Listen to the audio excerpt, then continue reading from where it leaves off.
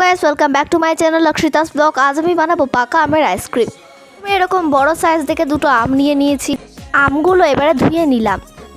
পরে আমের পাল্পগুলো ভালো করে বার করে বাটিতে নিয়ে নিলাম। আমের পাল্পগুলো এবারে মিক্সারে দিয়ে দিতে হবে আর পরিমাণ মতো জল দিয়ে দিতে হবে।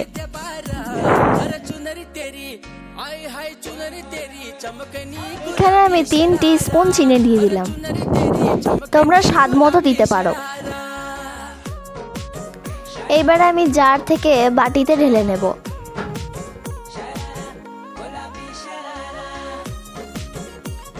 এরপরে ছোট ছোট চায়ের কাপ নিয়ে চায়ের কাপে এইগুলো ঢেলে দেব।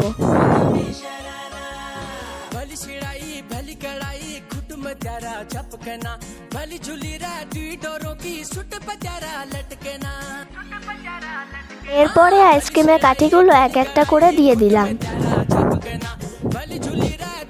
এরপর আইসক্রিমগুলো 4 ঘন্টার জন্য ফ্রিজ হতে দিলাম। 4 ঘন্টার পর দেখো আইসক্রিমটা কত সুন্দর হয়েছে।